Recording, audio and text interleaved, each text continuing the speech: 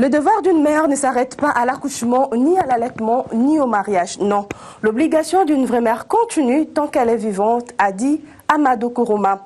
Cette citation lève le rideau de ce numéro d'aujourd'hui qui vous parlera de la césarienne. Bienvenue à ce numéro. L'origine du mot césarienne a été l'objet de plusieurs controverses.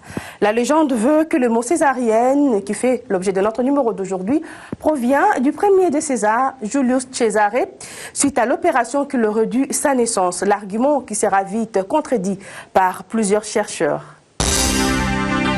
La césarienne, c'est une intervention qui consiste à faire sortir l'enfant du ventre de sa mère. Il y a deux façons d'accoucher. On peut accoucher par voie basse, c'est-à-dire naturellement. Mais s'il y a des complications, on fait l'intervention, c'est-à-dire on fait sortir l'enfant par voie haute. C'est ce qu'on appelle la césarienne. Et le terme césarienne, selon la légende, c'est le nom de la première personne qui a subi la césarienne, Julius César. Alors, selon la légende, mais il y a un peu de discussion sur ces termes-là. Il y a certains qui disent c'est vrai, d'autres c'est faux, mais dans la littérature, c'est ce qu'on a écrit, que la césarienne vient de l'intervention, celui qui a subi cette intervention pour la première fois, Julius César, c'est pourquoi on a donné cette intervention le nom de césarienne. Quand on décide une césarienne, effectivement, la première chose, c'est on endort le malade, on donne l'anesthésie. Après avoir donné l'anesthésie, on fait la sepsie, on nettoie là où on va faire l'intervention. Après avoir nettoyé avec l'alcool, on incise l'abdomen jusqu'à terminer toutes les couches de l'abdomen et on arrive au niveau de l'utérus. Et quand on arrive au niveau de l'utérus, on incise maintenant l'utérus et puis on fait sortir l'enfant. Quand on fait sortir l'enfant, on évacue aussi les annexes, c'est-à-dire les placentas. Ensuite, on nettoie à l'intérieur. Enfin, on commence à refermer. On referme maintenant l'utérus. Au début, on a ouvert le ventre de la mère. Et puis, on atteint l'utérus. Maintenant, on ferme d'abord l'utérus. Après avoir tout nettoyé, assurer l'hémostase, on ferme l'utérus et puis on va refermer la paroi abdominale. Voilà en gros les étapes de la césarienne. Et quand l'enfant sort, à ce moment-là, on prend soin de cet enfant. On peut dire qu'il y a deux types de césariennes quand on pose le diagnostic. Il y a des cas d'urgence. Quand une dame vient, vous diagnostiquez qu'il faut faire une césarienne suite à des raisons. Par exemple, il y a une souffrance fœtale ou hémorragie du troisième trimestre, c'est le cas d'urgence. À ce moment-là, vous parlez avec la personne, avec la famille, vous parlez avec la famille et puis vous parlez avec l'intéressé. L'intéressé doit mettre son accord. Et si la personne met son accord, il signe, dit que bon, j'accepte la césarienne, pour que vous lui expliquez les bienfaits de cette césarienne. Puisque beaucoup de dames, ils pensent que le médecin fait la césarienne uniquement pour soutirer de l'argent. Alors qu'il y a une raison pourquoi on a indiqué la césarienne, soit la maman qui ne sait pas accoucher, soit l'enfant qui est en souffrance, ou bien une hémorragie. Il y a beaucoup d'indications pour la césarienne. Et quand vous expliquez à la maman, et quand elle trouve que effectivement c'est fondé parce qu'on doit sauver l'enfant, puis elle accepte et puis on passe à la césarienne. Mais il y a d'autres cas de césarienne, c'est des cas où vous savez que cette dame, on va la césariser. Par exemple, il y a les placentas prévus. À l'échographie, vous voyez déjà que le placenta est placé avant. Parce que normalement, pendant l'accouchement, c'est l'enfant qui sort premier et le placenta sort le dernier. Mais il y a des cas où vous trouvez le placenta est placé avant l'enfant. Et là, l'enfant ne peut pas sortir. Des cas pareils, vous programmez déjà. Vous dites, voilà votre cas, c'est comme ça. Vous ne pouvez pas accoucher par voie basse. On pratique une césarienne. Avec d'autres indications telles que les myomes qui peuvent empêcher aussi que l'enfant sorte ou des cas de souffrance fœtale. Là, on indique la césarienne. Donc, il y a des cas d'urgence et des cas programmés.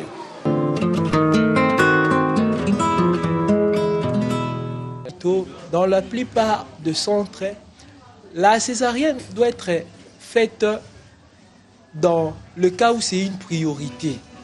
Parce que sans cette chirurgie, la maman ne va pas donner naissance au petit garçon, soit à la fille. Mais de nos jours, la césarienne ne prend une priorité. Ça devient maintenant une nécessité. Pourquoi? Le centre, les hôpitaux cherchant à amasser de l'argent, parce qu'ils connaissent bien que si une femme accouche par la voie normale, le coût sera un peu plus bas. Mais quand on fait intervenir la césarienne, c'est pour un peu maximiser la recette. Raison pour laquelle nous sommes vraiment contre ces pratiques-là, contre ces centres-là, contre ces hôpitaux-là qui font de cette chirurgie une nécessité et non une priorité. Dans un seul but, cherchant à amasser beaucoup de l'argent. Parce qu'il y a la plupart des cas où ils ont fait accoucher de gens par césarienne alors que ce n'était pas vraiment une priorité. La maman pouvait bien mettre au monde par la voie normale, mais cherchant toujours à amasser de l'argent, ils ont fait intervenir la chirurgie.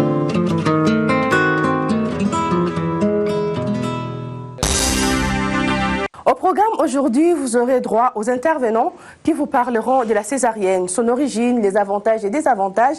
Mais juste avant ça, retenez que l'opération césarienne peut se diviser en 4 périodes. Suivez.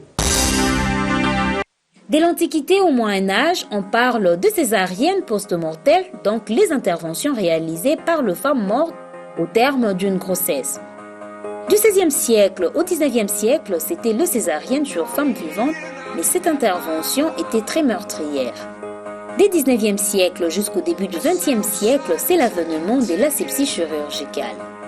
Vers 1882, la suture des listes d'érotomie développée par Max Singer a permis d'abaisser le taux de mortalité maternelle à 10% et après 20 la période moderne. C'est d'abord l'avènement de l'antibiothérapie, la pénicilline en 1940, puis les autres antibiotiques, ensuite le progrès remarquable dans le domaine de l'anesthésie, réanimation, mais aussi la transfusion. Donc pour préparer d'abord cette femme-là, il y a au moins 2 étapes d'abord, c'est-à-dire qu'il faut commencer d'abord à préparer d'abord la psychologie de ces malades-là. C'est-à-dire c'est une femme qui va subir une intervention chirurgicale. Il faut commencer d'abord à la préparer psychologiquement, pour lui donner d'abord les avantages de cette intervention, pour que pendant l'intervention, qu'il n'y ait pas de stress ou bien l'augmentation de la tension artérielle, ainsi de suite. Donc c'est-à-dire avant l'intervention, il faut d'abord commencer à préparer d'abord la psychologie de ces malades-là, lui donner les avantages et les désavantages, par exemple, de cette intervention. Oui, ce que moi je me mieux dire, c'est par rapport surtout aux femmes qui sont suivies pendant la CPN. Même pour les femmes qui sont enceintes, souvent, il faut que toutefois pour éviter les cas de césarienne, il faut être consulté pendant la CPN. C'est-à-dire ce que le moment appelle vulgairement kilo. C'est-à-dire il faut être suivi près du médecin ou bien d'un infirmier qui est pour la CPN pour dépister ces cas-là ou bien pour exclure ça. Et vous vous orientez aussi en cas d'une intervention qui va nécessiter par exemple ce qu'on vient de dire là, la césarienne, que la femme puisse être suivie. Donc comme mot à dire, je me remets à dire à toutes les femmes que non, si vous êtes enceinte, il faut chercher à être consulté par un médecin et suivre de près aussi la CPN pour éviter des éventualités, par exemple pour ce qui concerne la césarienne.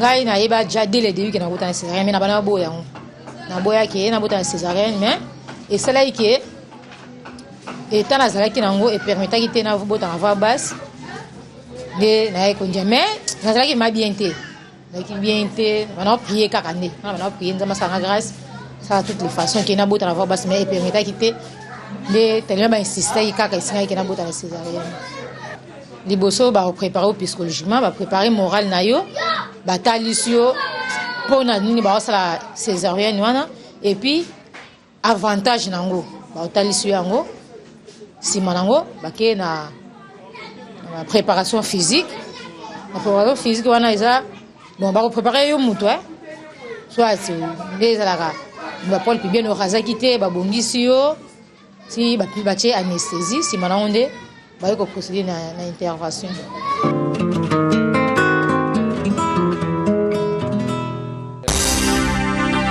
Si chaque chacun pouvait choisir son lieu de naissance, certains pays seraient complètement vides.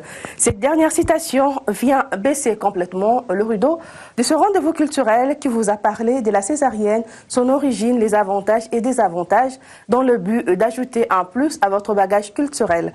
Si vous avez aimé ce numéro, dites merci à la grande équipe de Lucas Dream Agency pour la réalisation. Nous vous disons au revoir et surtout merci de nous avoir suivis.